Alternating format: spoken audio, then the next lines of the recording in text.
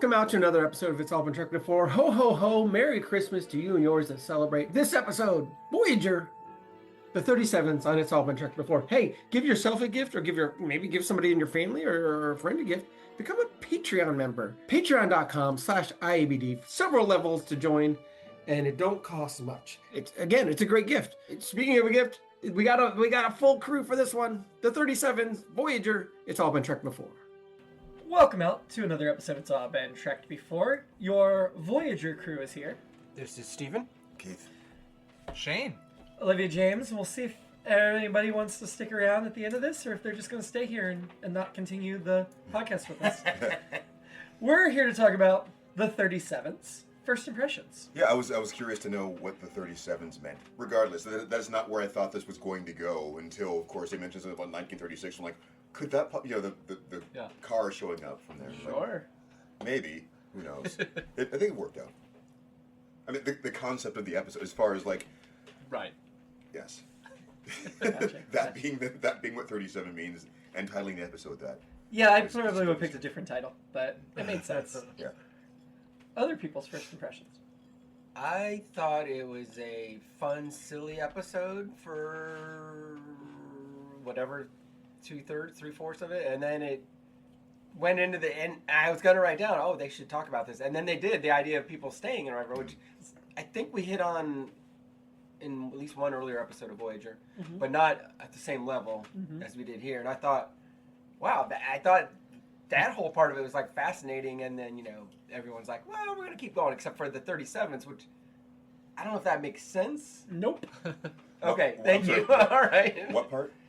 So everyone on Voyager's like, no, we want to try and get home. Yeah. Which, that part might make sense. Yeah. Of Well, course, we'll get into the cities. But the 37's people, I don't know if it makes sense. And it ends back on a silly note, which I feel like the whole first part was not uninteresting, that's for sure. We were having fun, but completely silly. And like, are we serious here? But I thought, and just because I haven't mentioned Requiem for Methuselah in probably a week, but that's one that's like, seems like a silly episode to me, and then has this great ending. I'm not saying this has a great ending, but I think there's an argument that Requiem for the Methuselah is silly, and then actually Catspaw is a better example of just a silly episode that ends with like, oh, these were two, and we're gonna get into talking about what is an alien, what isn't an alien, but two aliens, and I'm misusing it now too. At the end of Catspaw from the original series, Funny.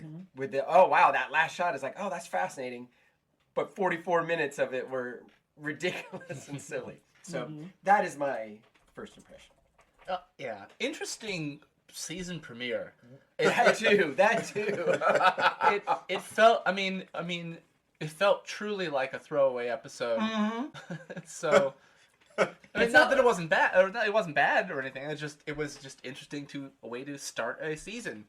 Well, it was like fifth in production order, so they like made the conscious decision to move it to the beginning of the season. Yeah. Yeah.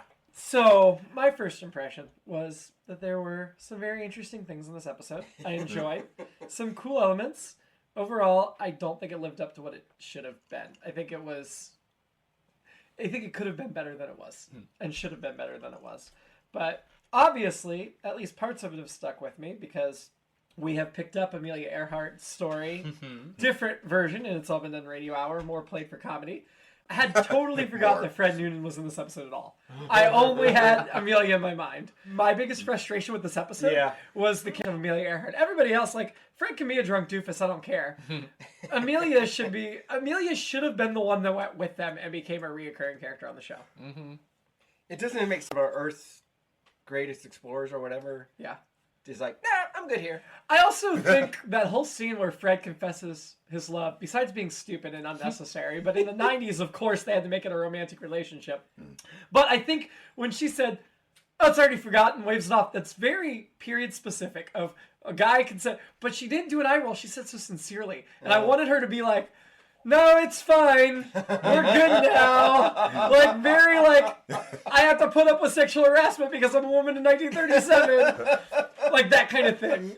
Rather than just, no, we're good friends. I forgive you for trying to hit on me even though I'm not interested. It was very, and this is pre-Seinfeld finale, and I have a million Seinfeld notes from this episode, but it's very when the Seinfeld finale when the plane's crashing and they're all doing their confessions and then it's kind of like, oh no, oops. And I think the line in here is like, I'm gonna live.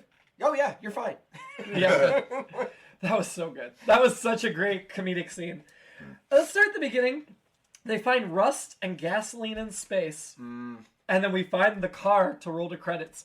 Given what's coming, because I'd forgotten where the credits roll, I really think they should have gotten to the planet faster. See Amelia Earhart roll to credits. The car is not that much of an impact. I mean, it kind of is, but... And maybe I think you were the one who said, "Oh, it's Abraham Lincoln, right?" Right, original series. I've got a million original series. We call back to Savage Garden, yeah. Right. Now, maybe that's just me that I remembered Amelia was coming, so the car didn't feel like a bigger deal. But if you didn't know Amelia Art was coming, maybe the car was a bigger. I don't know. I do feel like I remember having seen the car at least once or something. But for me, yeah, I didn't remember where it was going to be going. And I think that was a good enough mystery to play with for a while. I mean, it should have been a Tesla, right? Didn't Elon Musk put a car in space? I'm pretty sure he put a car in space. Yeah, he did. Yeah. I think it's more implausible that Tom Paris would know how to start it. Like that's that is. Do any of us know anything that in depth from 400 years ago? Probably. I mean, not. I could absolutely drive a horse and buggy. No. No. I kept doing the math too. Like, okay, early 1600s. What would I know? Yeah, I had the exact same thought. What kind of technology is there that we would even need to have to try to That's figure fair. out? Well, technology is certainly accelerated. Right. The key, the manure. I did like the discussion about, was this a hover car? No, you're about a century too early. Oh, we're not to voice activation yet. I like the future history. Did they say hover car in that? They did, Yeah. and they said you're about 100 years off of the first hover cars. Funny. I do think this brings me to one of many, many, many alternate episodes I had this week. But when they started the engine and the exhaust is going in the shuttle bay, I think they all should have collapsed from carbon dioxide poisoning. I'm not saying you have to kill them. You can have the doctor find, like, beam them to sick bay and be like, you morons. Well, I think Tuvok's got the funny line of like, we're always going to be. They said like we need better ventilation. Yeah. But I think it would have been funnier to have them pass out than to just know that it was bad ventilation. Our guy Noonan plays. I said Tackleberry immediately. He was Police Academy. our guy Stephen Graff. Is that not Stephen? What is it? Something Graff? Yeah, Noonan was played by David Graff. David Graff, rest in peace. Best known for Police Academy, Yeah. Police Academy Mission Moscow, Police Academy 2, The First Assignment, Police Academy 4, Citizens on Patrol. And it's Tackleberry, right? Isn't that? Yeah, it is Or is Tackleberry. that No, that's Bubba not- Smith? No, No, he's Tackleberry. Tackleberry. He's Tackleberry, and his whole thing is he's always got a gun, and of course, in this immediately Oh my he's the one God! who's got a gun. forgot- And in Seinfeld, his whole thing is it's in the episode The Ticket, and he's at the again we're back at the diner, and Jerry's freaked out about Crazy Joe Davola, and he's like, hey, can you help us? You know, he's like, yeah, I'm just gonna get a muffin. And then he comes back, and Jerry's mad at him because he's looking at a menu, and he's decided to get a whole meal. David Graff has 105 credits. Sadly, he Yes. passed away in 2001. Oh, wow. Yeah. He was only 51 years old. Yeah. But he will be in an episode of Deep Space Nine we haven't seen yet, playing a Klingon. And 4 of his last 12 credits are Star Trek video games. So he voiced a Klingon captain in the video game Star Trek Invasion. He voiced a Klingon in Star Trek Voyager Elite Force. He voiced a Bajoran officer and other voices in Deep Space Nine: The Fallen. And he was in the Star Trek Away Team video game as well. That was his penultimate credit. Besides guest spots in The West Wing, The Amanda Show, Diagnosis Murder, Becker with our girl Terry Farrell. I assume they overlapped. I know Terry didn't stay till the end of Becker, but yeah, lots of guest appearances was his main thing. But he did do some movies like the Brady Bunch movie and My Father Was a Hero in the mid-90s. He played Sam the Butcher in the Brady Bunch movie. Yes. Yeah, he was great. That's right. And he did an episode of Home Improvement, which is relevant because when we saw the car, people were like, oh, you know. They decide they're going to land the ship because it's the only plausible. They can't transport her or ship. Blue alert! First, they're like, "Oh, we have an SOS," and I feel like we had an SOS before, and maybe Morse not code. Voyager. I think maybe it was original series. Yeah, it may have been. I feel like, or maybe TNG, or maybe both, whatever. But then, yeah, I'm confused by, hey, well, we can't send a shuttle through there because, it's the stuff's too crazy. All right, well, can't you take a starship in, get below that, and then get the shuttle out? Morse code was featured in the episode of the original series Space Seed when they detected the Botany Bay. Callback! Yeah. Right? Like, why wasn't there obvious references to Space Seed in this? Right. It was so heavy for Steven and I were both like, Space Seed! We But We kind of got there, but we didn't. The fact that they had the Morse code had to be a tribute to Space Had Seed. to be. Even though they did not call it out of like, I think there should have been like, well, we got to be careful waking them up. We know what happened to Captain Kirk when he defrosted Survivor from hundreds of years ago. I love you, but Oh, but yeah, Botany Bay. you know, because the Starship, one of your favorite episodes, Tomorrow's Yesterday, we see the Enterprise going around. But also, actually, one of your favorite episodes, Assignment Earth, also we see the I Enterprise do love Assignment Earth. in low orbit. So they could do it. The original Enterprise, I'm pretty sure, if you look at the technical manuals, was rated to land. And the original Enterprise was rated to saucer separate. They never did it on screen. Yeah. That's where Next Generation got it from. Was Gene Roddenberry had always said That the I original knew. could do it. Yeah. And I feel like this was, well, we could saucer separate, but that's been done with Next Gen. Yes. Let's think of something new. Yeah. Let's land it. Yeah. Which is a cool feature. Shane, you correct me if I'm wrong, but I feel like they do it maybe 3 times in 7 years. Yeah, I think they wanted to flex. It felt like a flex, and then they probably just forgot that they could do that. So if it's anything like Next Gen, we only saw the saucer separate like twice. But the reason wasn't because they forgot; it's because it was so expensive to show it when you're using models and stuff. Which was the same reason So that's why they original saved it for the series movie. Came up with the transporter. They're like, Right. we can't do shots of this thing landing all the time. Right, so that's why in Star Trek Generations, they're like, we're separating it because we haven't done it on TV in forever. It does say, I was exactly right when I Googled it, it says it lands 3 times in nice. 7 years. So, And so we kind of talked while 37's. watching. whoa, it says the first landing 3 times occurred in the 7 episode years. Demon. That's Oh, not true. okay. Oh. It said landed on Demon, Planet, and Demon, and twice on the homeworld and Dragon's Teeth, but that doesn't count now. We talked about the Starship shots and whether it made sense. Like, I thought they were good shots, but I had the same reservations as you, Olivia, of like, I feel like it should look a lot bigger. Bigger, than yeah, it because does. you think of the deck size and how many decks there are. Yeah. Oh, this other ScreenRant.com says they landed 5 times in the series. Okay. Which would make sense because the 3 didn't count this one. So. But that said, I thought they were cool shots. I thought the mat They work were. was good, even if I was like, it should be even more gigantic. Well, I think so. The original series design of the Enterprise design does not make you think planetary. I know, honestly, in the 2009 movies, when the first one, I think, or second one, they drove it through the atmosphere. They were brought up from underwater. Yeah. And I was like, that's just ridiculous. Yeah. That Starship's not designed for that. When it crashed, I was like, that makes more sense. Yeah. But the original Enterprise, does not look like it could land. Like, it's not designed in Right. such a way. It's designed Right. like it was built in space. Yeah. Voyager, because it's shorter and squatter, Well, I guess that feels like you actually could land that thing. And it's very back heavy, so you can even see how you don't need support struts for the front as I long guess as you you're like right. tilt it back in the right way. And I think that's what they did. Like, I think the landing made sense. I did expect a larger landing apparatus. Have you noticed, it's in the theme song, that the nacelles go up before they go to warp?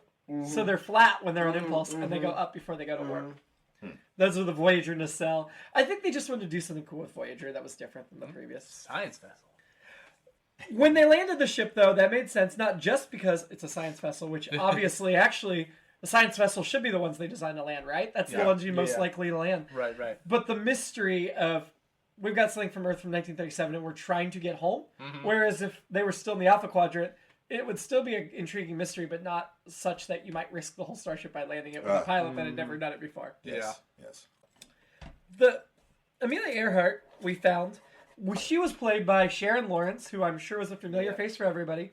Best known for NYPD Blue, Shameless, The Ranch, and Queen Sugar, according to IMDb. But she's got, 120 credits, so not much more, even though she's still alive. Still active. Her last credits were 2024. But I think, didn't she? In my mind, she had a big. I think she was on Community. I think she played Chevy Chase's.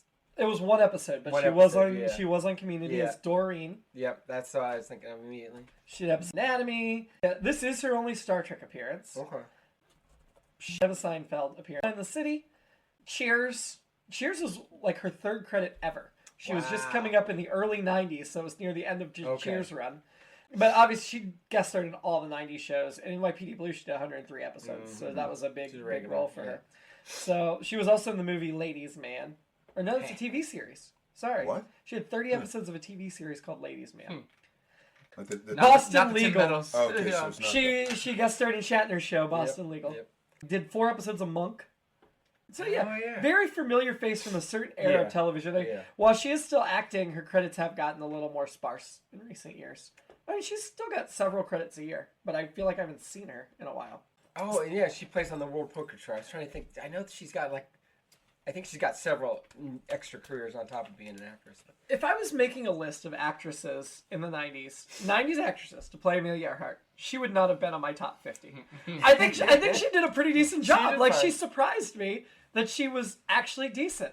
But Sharon Lawrence... Okay. No, look, I like her, but I feel like she's got a certain lane, and Amelia Earhart is out of that lane. And I feel like the rest of her career, they pretty much put her in a lane. Or at least what I've seen. No, I think you're right. Right? At least from what I know of her career. But, yeah, so, because I thought we'd seen her in another Star Trek, but we hadn't. Nope. I made special notice of Sharon Lawrence's pants. They were cool, because the buttons were on the side. Mm-hmm. She didn't have the normal button-fly zipper or whatever. I almost feel she didn't get enough to do. Like... Right. Like you said, it's like she was still frozen the whole episode. It's like I definitely think this should have been a two-parter, but most of why is later. Like, yes, I feel like I agree. Give that last 10, 12 minutes that you spent on the crew figuring out to actually develop Amelia and work on that. Yes. And then do a whole second part about staying and the crew waffling, and then also give Amelia a through line of that, of her actually making a decision, and you would have had a really good two-parter. Like, yeah, because it was rushed. Why does she decide to stay? I can see those other losers that aren't Amelia Earhart decide to stay. And if they had done this, which I'm glad they didn't, but if they had her return Fred's feelings, then you could have even sold that as a reason. Yeah. Right. But thank God they didn't do that, because that would have sucked. I agree.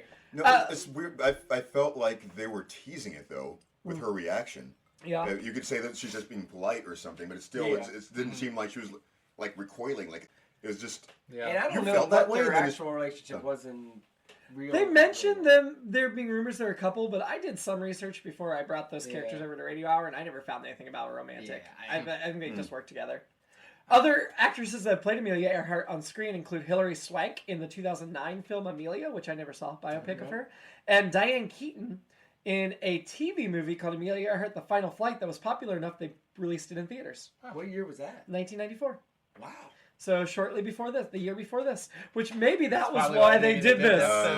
If Diane Keaton was having a moment as Amelia. See, without having seen, I've seen the Amy Adams, I've seen the Sharon Lawrence. Without having seen it, I'm going to guess Diane Keaton's going to be preferred. I think if I went and saw that, I'm pretty sure I would. So there's only 6 entries on film and television on Amelia Earhart's Wikipedia page, but and one's a documentary. So besides the 4 actresses we just mentioned, there was also a 1943 film called Flight for Freedom that was a fictionalized treatment of Amelia Earhart's life, and it was directed by a woman, Rosalind Russell, and it starred Rosalind Russell. So that's and Fred McMurray.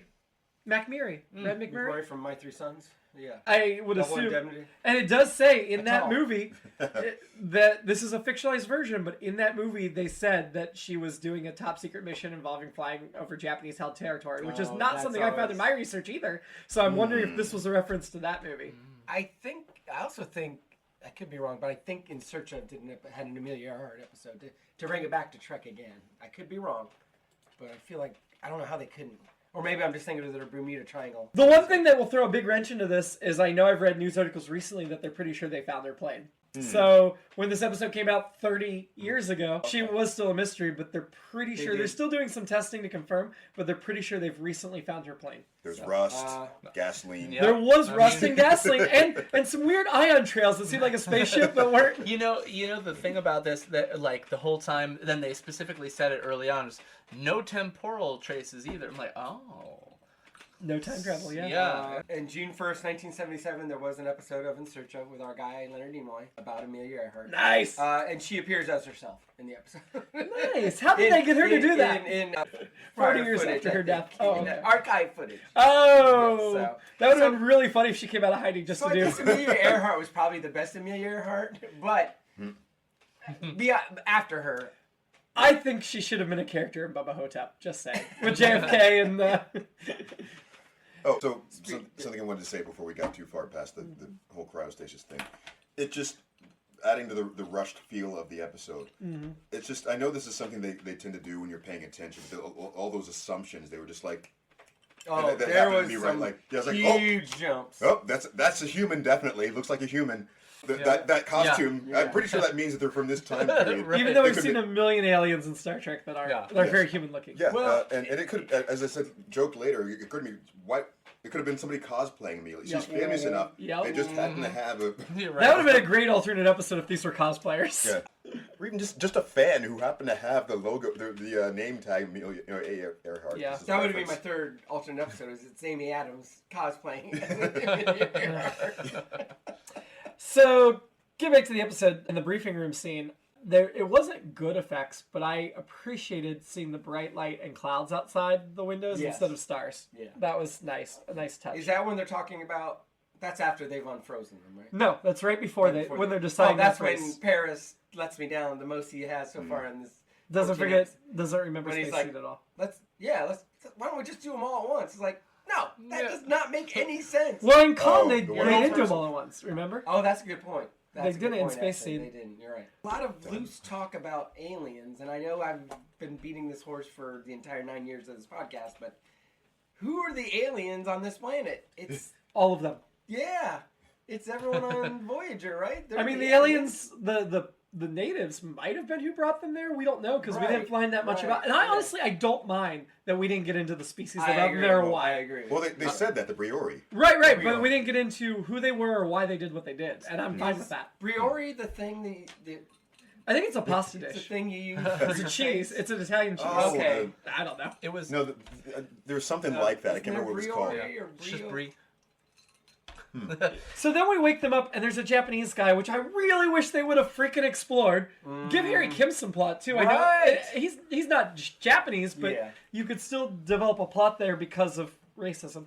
But the Japanese guy, and I immediately recognized his voice, even though I didn't recognize his face, was played by James Sato. James Sato is best known for Always Be My Maybe, Modern Love, playing the Shredder in the 1990 movie Teenage Mutant Ninja Turtles, and starring in Eli Stone. He was the acupuncturist, the doctor. He has 124 credits.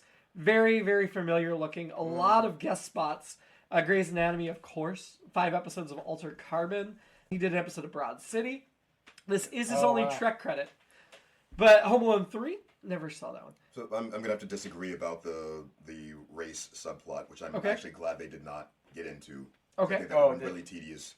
If it were a two-parter, then you could have maybe the characters exploring why they would want to stay, as opposed to returning back to Earth from what they remember it being like. But as far as them freaking out about, oh my God, there's a person who looks like this, there's a person like this, that kind of thing.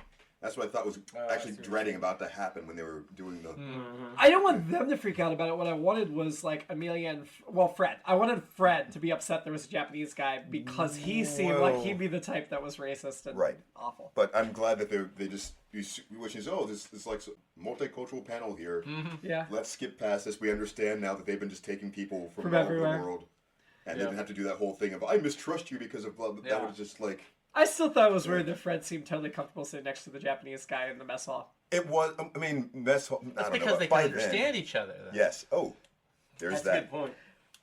I liked that Janeway mentions in this episode that the Japanese conspiracy theory that Amelia was spying the Japanese is common knowledge of the future. And then Amelia's like, yep, that's true. That's what I was doing. And I like that historically Gotcha. is not, it's not. It was just that 1940s movie, as far as I know. There are a couple. I'm trying to remember what it was now because my line about assumptions. Remember Amelia Earhart? Oh, it was exact. She reacted the way that I said the people always should in these things. Is that could just be makeup? That could be any number of things. Yes. That's an alien. Yeah. Okay. Oh, Yes. Are we talking about Amelia Earhart's line where she Yeah. says, "I've been on expeditions all over the world, and I've seen people do all kinds of strange things to their body." Yes, I wanted her to add to that. For instance, I was in New York a few years ago, and there was a guy that got his head caught in a rice picker. Oh, that would... Or my friend, what's her face, said that she dated a guy whose friend had it. I thought she was gonna say I've been to Thailand and seen them play ping pong, that kind of stuff. Oh. But I was just like, I mean, that's where I went when she said, I'm like, "What are you exactly talking about right now?" So this episode was written by Jerry Taylor and Braden Braga, 2 of the top Voyager people, and I really felt like they were layering in the original series reference in every Yes. scene, Yeah. but never explicit ones. Yeah. Because I feel like City on the Edge of Forever got the reference, Spacey Yes. got the reference. Yeah. There were a number of other Savage Curtain. Like, we got all these original series references without calling them out, and I liked that a lot, but I was also like, okay, I see what you're doing here. what- Steven's going to get every reference, Shane's going to get none, and it's going to work either way. Yeah. I really wanted Edith Keeler to be one of the people frozen, and we find out she survived that. But Oh, that would have been cool. She just never got back to her peace thing to That would have been cool. keep. Oh, the finish of thought that I was having though, it would have been, I think, a funny prank for them to pull, to actually say "gotcha" when she admitted to it, because she'd been so careful. They've been so careful up to the point of like, you guys could be just. This is just a trap. It's an elaborate ruse. We knew it. We to can get information. You've been a slave for 400 years. Just kidding, we're all Japanese. Right. God. There was a fourth person they woke up that I thought was a character. The other four were background. Yeah. But Mel Winkler played Jack Yes. Hayes, who was the African American gentleman, best known for Devil in a Blue Dress, Doc Hollywood, Coach Carter, and Crash Bandicoot Warped, a video game. He has 66 credits. He did die in 2020, but he had been inactive for over a decade before that. A lot of guest spots, and he did 3 episodes of NYPD Blue alongside Sharon Lawrence.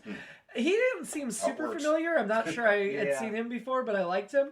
But he was the other thing that I bumped on with Fred Noonan's character, because as much of a giant butthole that Fred Noonan was, I thought he should have been racist. And that he was sitting next to the Japanese guy was one thing, but they also told Melvin's the actor, right? He also told Jack, go get their guns. I'm like, Fred's letting the black guy get the guns? Yeah. Not letting, more like boss. But my Ordering. fault. Well, I understand. No, it's like you're gonna do what I say. Or do this. But allowing somebody of color to have a firearm, I thought, for the character of the way Fred Noonan was written, it seemed really weird. He was a total a-hole in one way, and then like totally not at all racist in every other way. Perhaps. It again goes back to, even if we're gonna like. Khan was like, oh, we're going to unfreeze them, or we're going to learn about them, and we have enough security, and then whatever. But they didn't. This was like, they did do the thing. They took their guns, or they thought they got them all, but it's like, there should have been a security detail there. Well, Tuvok's not human. Well, fair.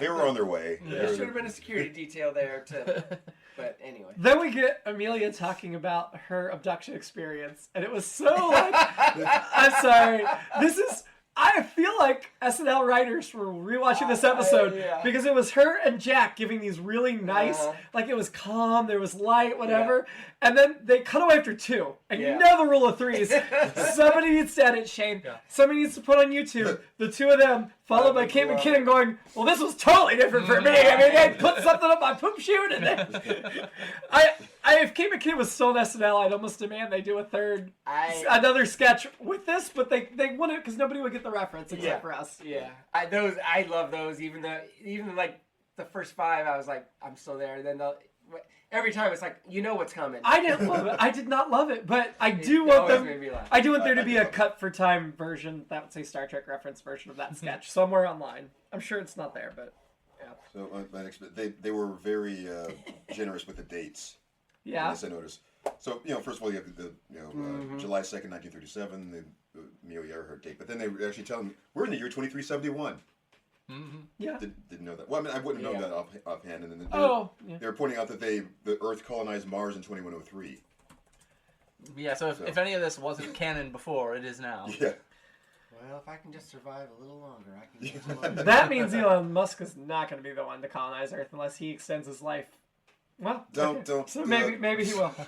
Well, Elon Musk is canon Star Trek and a hero, so maybe that's what he does that makes him notable and heroic. Because right now, J. Edgar Hoover gets a shout out because Fred Noonan, of course, loves J. Edgar Hoover, which doesn't surprise me.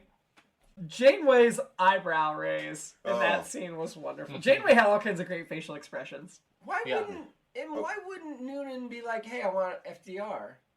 Why would Because Hoover was running the show. FBI. Yep. So that's maybe that's even what his affiliation was if they're on this secret mission. So there would be like some sort of government agency. He was already he was already in a director of the FBI from 1935 on. Okay. So yeah. My note around that was Noonan has never watched a movie.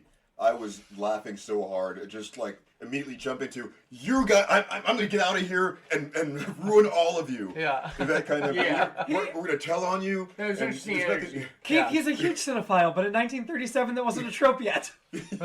Just the idea of like telling the bad guy, you better kill me, otherwise. Right? Like, surely this won't backfire. Like, I mean, how do they not see this coming? And I thought it was weird because there was no like, where am I? Or like even at the end when they watched the Voyager, when they watched Voyager take off, they're like, oh, that's kind of cool. It was like, holy, what is? Yep.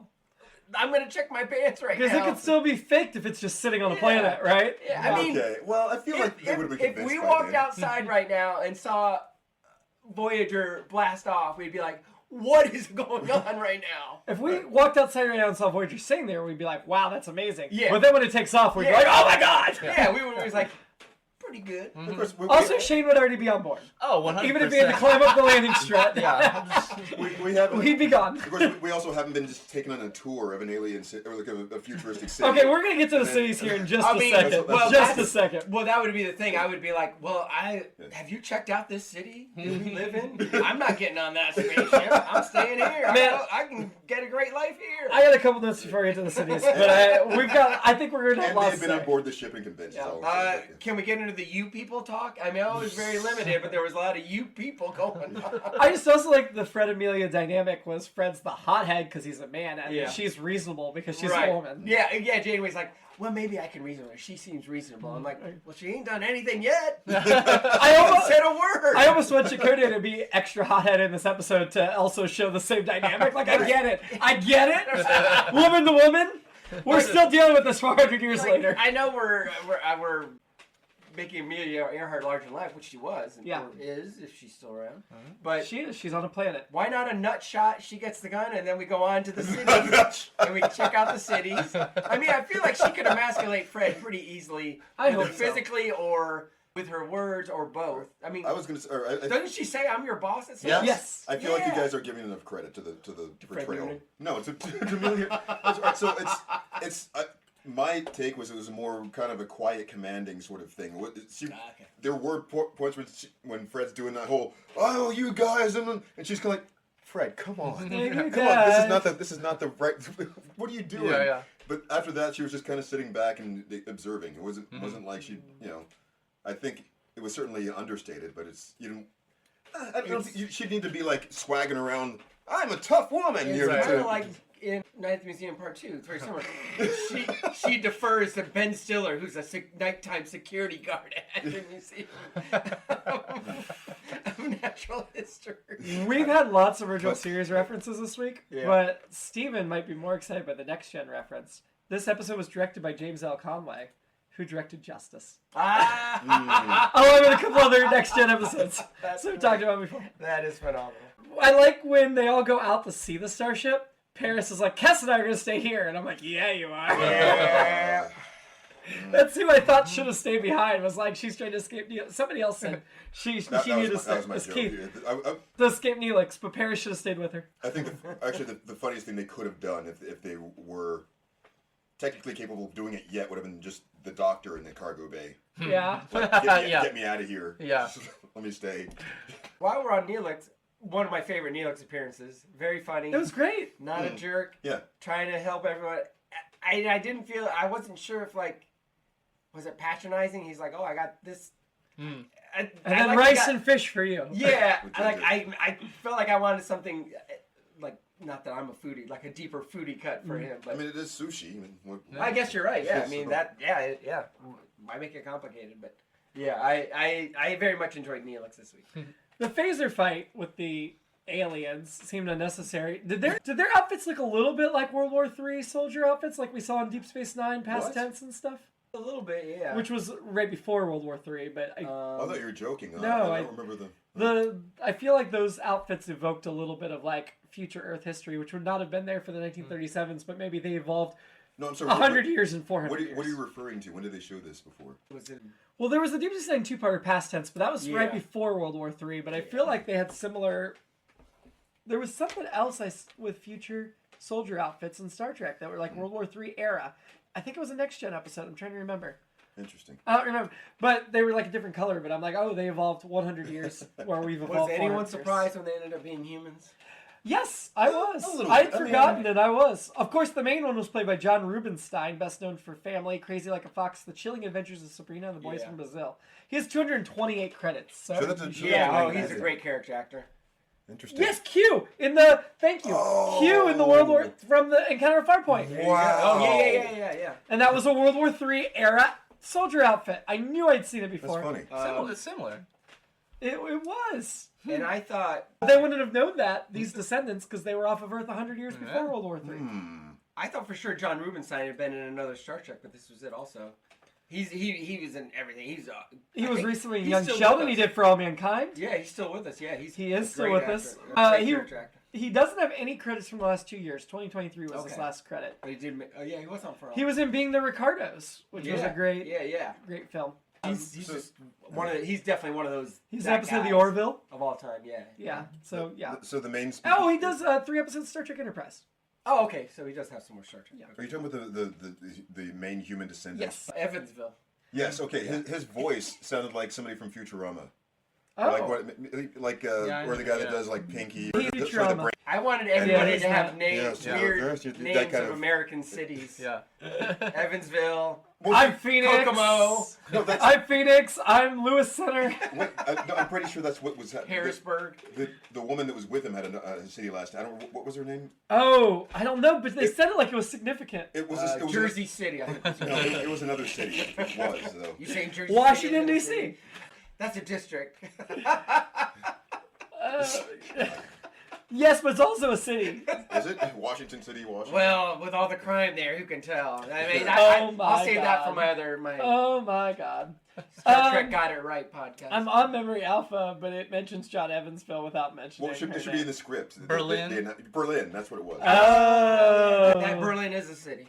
Yeah, but Also a band. also that would have been a hint that the different cultures that come together Yes, in these yeah, cities, yes. which I think is where you have the racism element of the if you're doing a two-parter. The 37's still have those that bigotry, but their descendants of the people that woke up have gotten past it because they all had to work together and interbreed to build their cities Perhaps. and whatever. But this That's is, been done. and Star Trek's also usually does race a lot, and this one they just didn't at all. Yeah. And that felt odd to me Yeah. because it's Star Trek. Well, but it's newer Star Trek when they anyway. Her name was Karen Berlin, of course. Yes. She wanted to see the Classic manager. Karen. No, it was Fred Noonan who wanted to see the manager. Oh, you're. They should have, if they'd had time, had a romance between Karen Berlin and Fred Noonan. I think it would have been perfect. Since she's probably German and also wants to see the manager. While we're still on the World War III type people or whatever, what did they? What They were the descendants of Oh, the the- 37's that weren't frozen. That's right. So I thought the initial shot of them with their guns looking down at them. Yeah. This is the only Star Wars reference. Was felt like a reference to the original Star Wars, where the native Tatooiners are eyeing I mean, the land Tusken speeder. Raiders are really We can't say Tusken. I think native Tatooiners. Yeah, I think Tusken Raiders is. No, it's derogatory. the other term. What is the other term? Oh yes. I think they're both. I don't think you can say either. But also related, I was like, as soon as they started walking outside, I'm like, are we in Vasquez Rocks or whatever? from- I assumed. But it's Griffith Park, which is in a lot of TNG Encounter at Farpoint, and a lot of TNG and going forward. That's where they usually ended up. So I do want to say, looking at the guest star list of Memory Alpha, the 5 that we've already talked about are the 5 named. But then under uncredited co-stars, looking at what they called the other Frozen people. Yeah. So I was like, Fred and Amelia are the only couple. Everybody else is single. But there was an Irish man and Irish woman. Oh yeah. There was also Hindu woman and Scandinavian fisherman were the 4 they chose. Which I'm like, nothing from the continent of Africa? Nothing from South America? We're only Northern Hemisphere. Yeah. In this... Well, that would those make were sense. other. The grouped. Yeah. That's why they're together. It was Because probably summer. Yeah. So somewhere in the northern Summer. hemisphere. actually, that I mean, Yeah. go out and about. That's when people are out in the middle of nowhere. Well, also, Robert Duncan McNeil had a hands and foot stunt double in this Wow. episode, or photo double. Interesting. Rob Ricardo also had a hand double, which makes a little more sense. But why Robert McNeil had a hand and foot? probably for the car, something like that. Oh, did he push the pedal down or something? Yeah. Oh, Yeah. yeah, no, the yeah, starter pedal. yeah. Yeah. Okay, so Well, you can't think bother Robert different- McNeil different- to actually sit there and push a pedal. well, for editing, it's probably Yeah. a lot easier to get the set and do some other thing. Yeah, on it. well, We don't need to pay him. Yeah. We'll just Yeah. get the intern to do it. Yeah. They did make Tim Russ's stand-in also the stand-in for the other black guy in the episode. I thought Picardo's or the the Doctor. And Garrett- His reactions to Noonan were hilarious. Garrett Wong's Oh, yeah. stand-in was also the stand-in for James Sato. Huh. Maybe they were a little racist in that regard.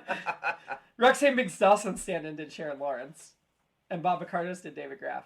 Interesting though. Anyway, we'll pass. That's just it. Anyway, they can't heal Fred because he's drunk. Yeah. Although then they just make adjustments and they heal him. Such a But I great still like. line. I Yeah. thought there was a lot of, as I sit here drinking vodka, I thought there was a lot of like, don't drink, man. Don't be cool. Right. Very prohibition near, like, did MAD sponsor this? And MAD is Mothers Against Drunk Driving, which I think is still a thing, but I feel like we don't hear a lot from them now. Well, I think it was only Picardo They've that given judged. It was only the doctor that judged him for drinking. The doctor fixed it. Besides Mulgrew as Janeway, Bob Picardo had the best facial eye rolls and things Oh, in the my background this It was episode. great. So It was, I think it was more exasperation than judging. It was just sort of. It seemed. Yeah. It seemed like the scene was doing it for us, rather than it being anyone saying, Amelia actually said it's going to kill you. yeah. We saw Bob Picardo roll his eyes. Oh, certainly, Yeah. but yeah. I don't think it was more like it was like a moral judgment. It was No, more just like No, I That thought was it was more God. of this guy's an idiot. Than, Yeah. this Yes. guy's Yeah. a drunk. And related, although I don't think they meant it, when Janeway's explaining what the cryostasis is, she's like, a form of sleep very much like death, which I think is very, if you drink too much, your sleep that night feels very much like death. Right? And then quite possibly when you wake up. So you'll wake up dead. that is Yeah. my description of much like death. That is my description of drunken sleep and a hangover. It is a form of sleep very much like death.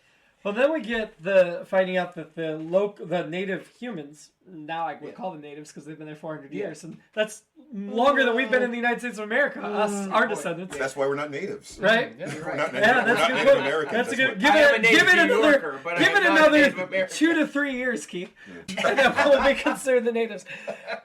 They talk about how sacred they are, and that reminded me of the original series, The Omega Glory, when they got the Constitution, like heralding Earth's past. 15 generations in 400 years. Does that work out right math-wise? Like, that's about That's every too much 25 math years. for me. It's about every 25 to 30 years. There's a I'm always generation. kind of foggy on what a generation is. I usually think of it as more like 20 years, and I yeah, feel like that this was sounds stretching about right. longer, but that's okay. Well, they probably like people are marrying and having kids later now. So by then, I bet. Well, and who knows how fast the planet rotates around the sun. That's a and- good point. Oh, Yeah. Earth years Earth or years, yeah. Briori, Priori.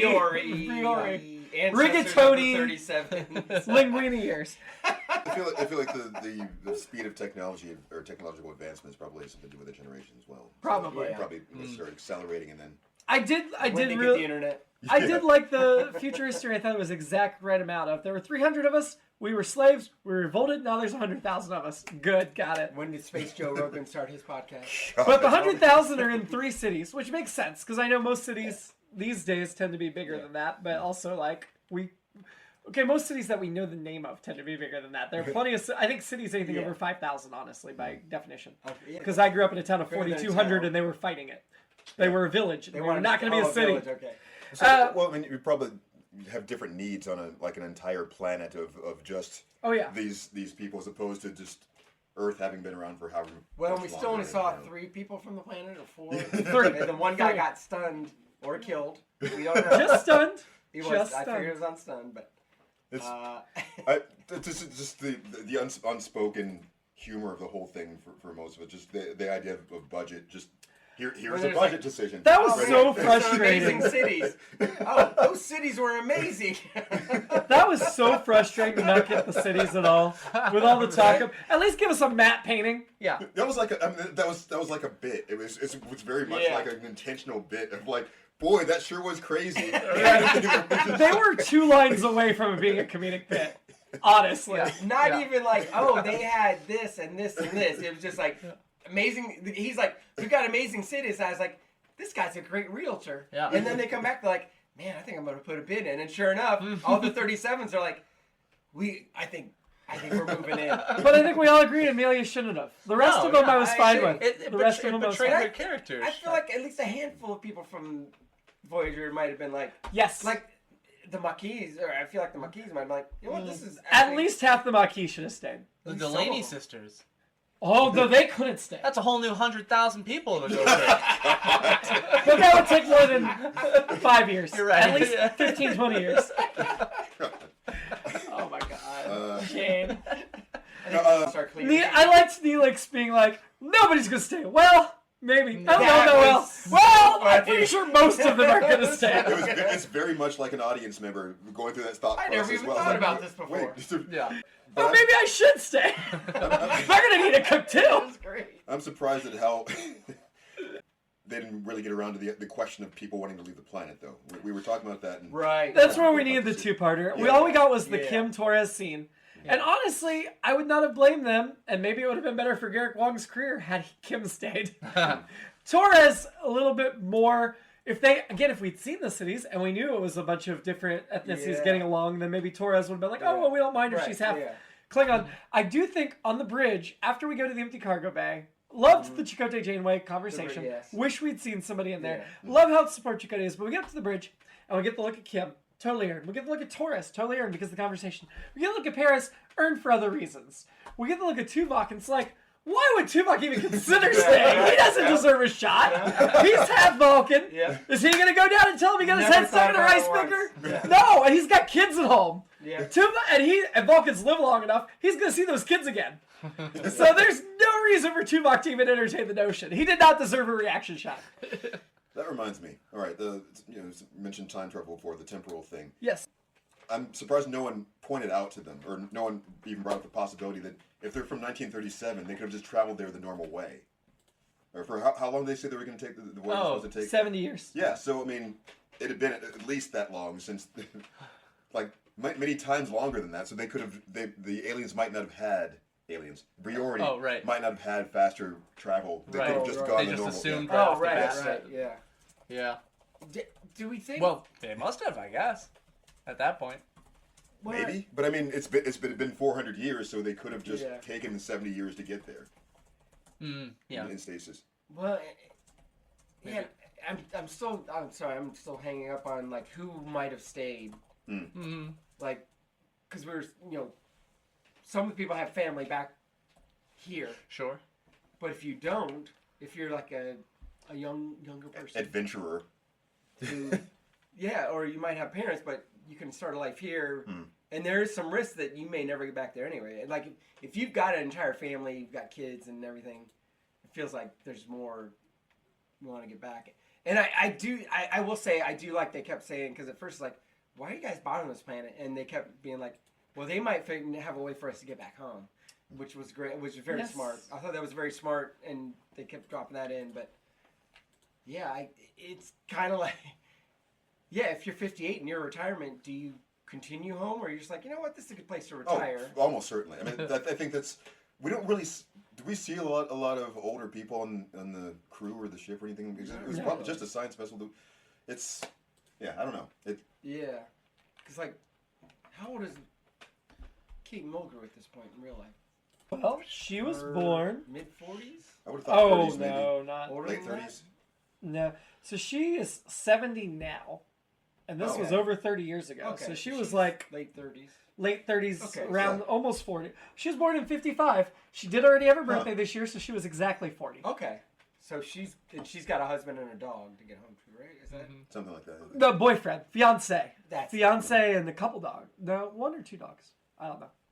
We will check in with them as the series goes on. I figured. But yeah, I feel like the subject has come up at least once in the first season. The idea Yeah. of like, maybe we should just stay here Start over or something like that. Well, I thought the one planet where she Oh, was that's on, right. wasn't The that one where they're manipulating them. the I want to call it Oh, the yeah. Betterment Right. Society. The but Pleasure that's, Planet? Yeah, something Yeah. like that. Yeah. Yeah, but I mean, that I think none of the crew staying around didn't bother me as much as none of the planet people wanting to go, or even offering them, because at this point they've definitely lost at least one or two crew Right. people. Yeah. Yep. So like, wouldn't you want to bolster your ranks a Yeah. little bit? Right. Also, Yeah. also the whole thing about like if we lose even this many people, we can't fly this ship. Yeah.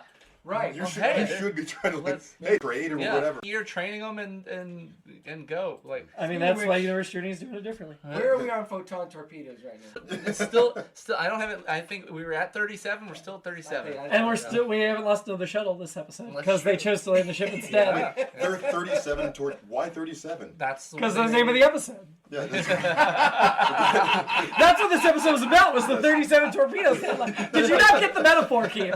There was a whole Bring that metaphor. up, or was that a legitimate question? it was a little bit of both. I mean, I preface this by telling you that that number's been recurring for me of a lot. Oh, that's right. And so we got 2371, 37 is the middle of 2371, the year. Oh, yeah. I see that. 37 in the middle. Yeah, Interesting. 37 Oh, yeah. torpedoes. Interesting. What are they? I don't know. 3 plus Janeway was 7 37 years old 3 years ago. 3 plus 7 equals 10. 3 years and 7 months ago. She was not just kidding. Could have been. No, it was April in this premiere. It wasn't September. Production order. Oh, Yeah, good call. I did want to talk about that at some point. What? Because of just, like, the extent to which these things actually affect the story, if it was supposed to, or if it was just more like a, this is convenient, so we're, I mean, that's how it would work. I mean, the technical aspect would force you to record certain things at certain times, right? So if they haven't mapped out far enough, why not? But otherwise, So the main, I googled. They actually had several episodes intended for the first season that were held back by the network. So that was part of why the production order was off. They made the 37s as the season premiere, but some of the episodes that came after were already made Oh. from season that were intended for It makes season more 1. sense to film them first, even though you want. Well, they I guess they hadn't decided how many would be in season 1, so they filmed some extra episodes they didn't air. so that's what's kind of breaking my mind, because I feel like maybe with more modern shows, maybe this is completely wrong, but it feels like they plan things out in a certain way that they couldn't have not known that they're going to do this, or Voyager's at least, not serialized, though, right. especially not at this point. Okay. I figure it happens That's- less now because you don't usually have 26 episodes or whatever. It's like this is not going to make any sense if they, this. Yeah. You're even talking about a show where they did do something like that, didn't make any sense. I would assume it was a location scheduling thing, Right. honestly. I Right. think like Abbott Elementary had 18 episodes last season, and then, so like episode 11 or 12, I was like, this is probably the finale, right? And then they had 6 more. I was like, Yeah. this is unprecedented. Yeah. What is That's this? a random 18 number. episodes. But, Insane. Yeah, but from what you're saying, it sounded like there good. were some very some very arbitrary decisions they were making. Which we'll film this many. It's like, this film feels okay here. Well, let's just do this one this week. Just okay, what. But then the finale, we were talking about it quite a bit. That felt like an episode that should have been like episode 2. Yeah. That's why I kept remembering it as being like episode 2 or 3. Season 1 wasn't so out of order, even though that felt like it should have been. But yeah, we noticed before you walked in that the episode production numbers were. Yeah. Keith's like, what are those numbers and why are they totally off? Yeah, and I Oh, know I it's didn't know going that. I all the just way back. didn't know what they were at Man all. Trap and Charlie X were the first 2 aired episodes, and then No Man Has Gone Before, which was the pilot. Yeah. So, but we watch TV differently. Yeah, so there were 3 episodes in production order before this one, and I think those were the 3 that were left over from season 1 that they hadn't done, which will air as episodes 3, 4, and 6 this season. So we'll get the rest of the season's in production order from here on out, other than those 3 that they're going to insert in slots 3, 4, and 6. Yeah, I mean, it would happen. All right. I'm just saying this series, like out of most of them, it would have to be. They're doing like a linear sort of thing. They should have. They should have. And there are references to things that have happened before. So Yeah. It was really interesting in this episode where they were like, Seska's down in engineering, right? They're like, yeah. See, and that's why maybe that's why they didn't pick up any new cast members, because this was shot for the first season, so they didn't want to add anyone. Well, this wasn't shot for the first season. 3 upcoming episodes were. Oh, okay. Well, still. Yeah, exactly. But yeah, like I said, like if you were to give me the option right now to say, hey, you get to go on a starship right now, but you can't say anything to anyone. You just have to disappear. Bye. I'm out. Like, you will never see me again. I love everyone, but I want to go to space. I'm going to space. I'll miss you, Shane. Thank you. I would notice your absence. It's like the end of Close Encounters when they get the choice whether they want to do the aliens. Yeah. I feel And like Roy, Richard Dreyfuss' character is like, yeah, I'm gonna go. Yeah. Yeah. I wanna, If they made this a 2-parter, this could have been a really good season 1 ender. I mean, deciding should we continue the journey or not. It just dawned on me the end of Close Encounters is literally the end of this episode because the people come back from the Is Bermuda that why Triangle. Wilford Brimley was in the background? Exactly. Okay. But then, like, Richard Dreyfuss's character, Roy Boy comes off. He goes on. And some of the others. And so it's very much, it's a similar conundrum. Based on the shots of the starship, the Voyager on the planet, what do you think is bigger? The biggest cruise ship on Earth right now, or Voyager? Voyager. Oh, not based on the shot. Based on the shot. The shot, we're comparable. There was one of those shots where it looked like the landing gear was only maybe like 4 foot more tall than a normal human. Like It looked like Man. just a really heavy duty kickstand for a 10 speed. right.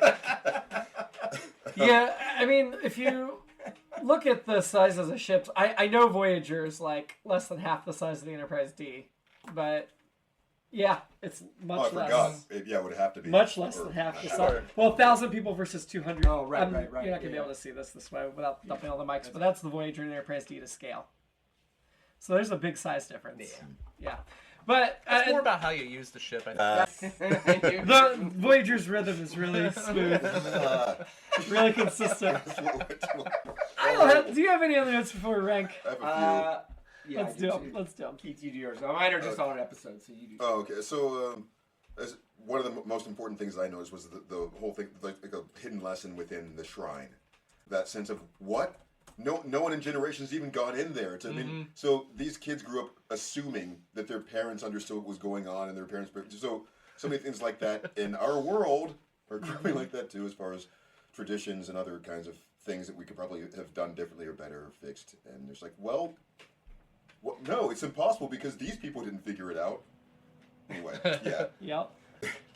See, also that would have been a great shot. You know, wiping off the glass for the cryo chamber, and it's Mark Twain. Yeah. Oh, no. I'd be like, I quit the podcast. Steven would walk out.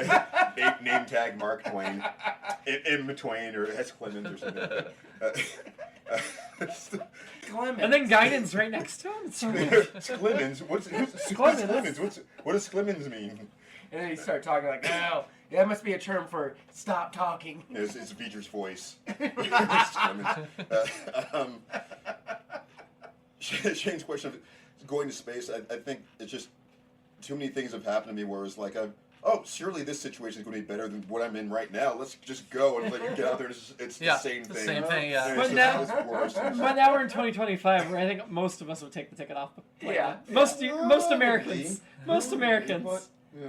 There's a 50% chance you won't even make it out of the atmosphere. I'll take that chance. Yeah. I would still have maybe a couple questions. Like, who's president there? I don't know. It could be Oh, just, the president of the galaxy. It's Zach on Beeple Rocks. hopefully. Hopefully. Yeah, there's just a tall, or I think is it a tall? Atoll. But yeah. Sorry. No, that's it. Go ahead. I had 2 alternate episodes. One was Paris and Earnhardt, of course, kind of connect and hook up, and that's the ultimate May-December romance because he's like in his 30s and she's like 400 something. So it's I hesitate to use the term cougar, so let's just stick with May-December. Also, a great movie, May-December. You should check that out. The other idea was that the other alternate episode is that the unfrozen people and their transition into these great cities. Because I was like, how do they apply for a job or anything? Like, well, here's my resume. Like, what are you talking about? No, you already do you did 10 years experience doing this one thing. Yeah. to get So it. so Amelia Earhart would end up being a janitor, and You mean the Unfrozen 37? Yeah, 'cause they're gonna be like, yeah. Oh yeah, they don't know how to do any you of the have new. no skills that Yeah. work here. Yeah. And the other thing I could No, see they're them gonna doing is coast. being like, Amelia Earhart could become an attorney and be like, I was an aviator from an entire other planet when I was unfrozen. I don't understand your world and its cities in a strange ways. But I can tell you that my client is completely innocent. Love it. You just made me think of another one. Like while we were talking, what if there was a Paris twist? So we find that Tom. That'd be a Paris, great donut, by the way. Yeah. Tom Paris is actually descended from them because he has a city last name like Paris. He finds out he's Makes actually sense. yeah. Either he's a That's spy that led them there to begin with. He was getting everybody trapped from Voyager to there. Well, his first name is London, right? Isn't his first name London Paris? That's his middle name, I think. Thomas. Tom. Yeah. Well, it's London Thomas Paris. But he Yeah, goes by yeah, Thomas. He goes by Thomas. Yeah. That's all I got. Okay. Other than I don't think any of us said this specifically, but I wrote down at the beginning when the truck shows up, oh boy, it is not a good start. Well, yeah, those were kind of tricky to start. Backfiring on the president. Yes, that joke backfired. I did think it was interesting. Like, and it did actually on that point. It did make me think. Like, so in 2371, if you heard that sound, does that still make you think of gunfire, or is it more anytime anyone turns a laser on, you're like, oh, Right? Yeah. whoa. Look at that point. Like, Yeah, how do they know that? yeah. What is the sound that? The K-Zone's had bullets. No. I feel it does sound like an explosion of some sort. That's a It's good loud point. noise It like is- pop. What? It is some kind of combustion. Yeah. Voyager is 344 meters long, which is about 1,100 feet. Okay. So it's not crazy. Okay. I think height, if I'm reading this right, height's about 120. It's 15 decks. So Yep. if you assume the decks are Of like, a you know, ship, I don't yeah. know, 10 to 12 feet tall, that times 15. So 150 to. yeah. I did look at the comparison chart of all the ships that are featured Okay, in Star Trek. yeah. It's about as long as the Enterprise, the original Enterprise, but it's a lot thicker, Okay. so it holds more that And way. we're back on that. No. Although it only I was has, saying that. it only has about half the crew of Kirk's Enterprise when it's fully staffed. It's Yeah, not fully yeah, staffed right now. yeah. But in the same chart, they show that the Kelvinverse original Enterprise and Enterprise A are like twice as big as the actual universe That Enterprise and sounds Enterprise about A, right. right? They would. That they would screw it up that Oh, bad. it's a lot bigger. It's twice Shut as up, J.J. Abrams. Okay. Also, it has 3,000% more lens flares. Ready to rank? And you're going to be really disappointed when the trip ends. Or you can't wait to get off. One of the other. Yeah, well, let's rank. Okay, let's rank the episode first. As we always do, it's the best of the season. I'd say it's the worst. And Keith's going to say it's the middle. Well, I'm going to say we still need to see the 3 episodes that we're supposed to have before. Oh, to okay. decide that. Who, I want to do it in this order. Who did you find inspiring this week? Evansville, actually, because, like, at first I was like, who's this guy think he is? But then, like, he's like, hey, man, things are great here. And turns out they are. Yeah. Yeah. So, like, usually I'm like, this guy's going to ruin everything. He's the guy I thought was going to ruin everything, and he didn't. He made things. Okay, that's not bad. I went with Janeway because she just Always. handled it so well. Sure. And I know it's trope by mean, now. but- I pick Janeway like half the time, but Yeah, there's nothing wrong with that. I thought this episode she was particularly the fact that it was really what sold it for me was her willing to let the crew make their own decisions, even if it ruined. Did the bridge look darker this episode? Yeah, it was the blue alert. I don't think it looked darker, but they did Okay. have the blue alert lights. I was- I was- They're gonna run out of colors here And- because we already have red and yellow, and we know Discovery is black, and now we And have I'm blue. not mad because I think the lighting looks kind of cool and she looks great in it. Yeah. But maybe you're right. Yeah, maybe that was just when they were when they were taking off. Anyway, I was going to say the obvious answer, which of course is Amelia Earhart, because I would've if she's the Janeway of Janeway. Yeah. So, If she'd chosen to go with them, I think it would have been Amelia. No, I knew you were going to say that, and that is correct, but just. I know it was correct. Noonan. Maybe a good drinking buddy. God. Well, That's not the question. Oh, would you say inspiring? Inspiring, Ah, yeah. see, Inspiring. I'm just thinking about drinking. No, inspiring. You know what? I'm gonna go with Neelix because he was inspired in his cooking this episode. Yeah. who annoyed you? Noonan. Jesus, I mean, it's like God. It was- See, I went with Amelia because she didn't choose to go with them and all that. I just didn't think the characterization was great, even though I like Amelia Earhart a lot. I will say whoever did asking for directions joke earlier. James think, Conway. Yeah, they also said that George it was Conway's fun. interesting that the guy who missed the problem, the reason Amelia Earhart also got off track was because somebody kept going, Noonan! Noonan! Was that from Seinfeld? I can't remember. Yes. Oh, that's what it was. I couldn't place. I had that in my head. I said, why do I know? I mean, also probably Noonan for that one. For annoying? Yeah. Yeah, well, see, I saved Noonan for my drink because I'm sure he could tell me where to get the best drink. Mm-hmm. And also, you know, From a flask in your pocket, that's the best place because it is Absolutely. closest and freest and most convenient. Not free, you know. What I'm Yeah. saying, though. It's- also, I want to have heart-to-heart with him after we drink and tell him how insufferable he is. Which is easier. It goes down easier after a couple drinks. You know, you might be right. I need to take another look at my life. Drinks, everybody. Oh, You probably know mine. Amelia. Amy Adams. That's 93 seconds! No, I didn't really time it. I'm putting Amy Adams for you. Sorry. I'm totally okay with that. I don't think it's a valid choice, but I'm going to put it anyway. It's a reach. I don't have a strong opinion, so we'll go with the perv corner answer, which would be Berlin. Berlin, she was on screen for half a second. Yep. Also Intriguing. Noonan. I don't even Also remember her. Noonan. Noonan. Yeah. She was one of the locals. though. Shane and I are taking Noonan out. Yeah. So, fair game.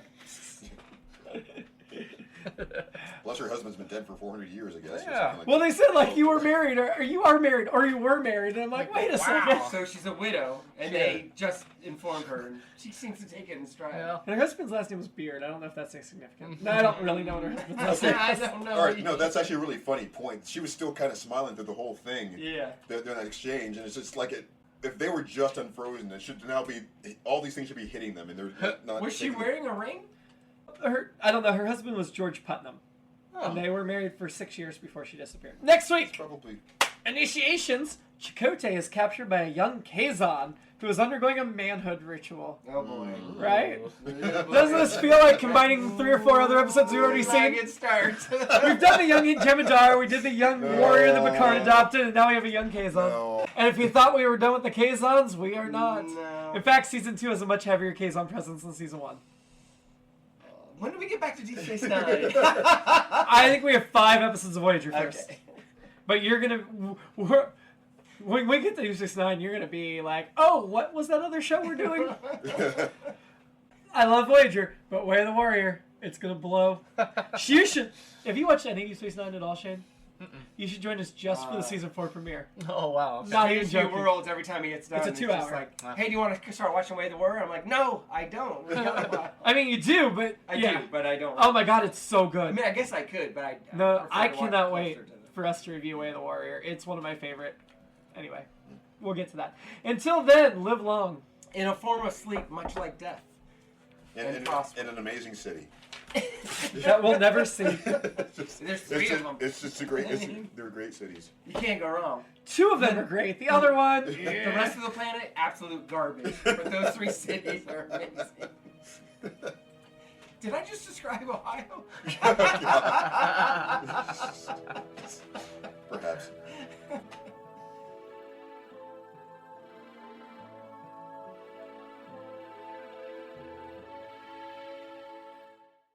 It's All Been Done presents. Who's got the time?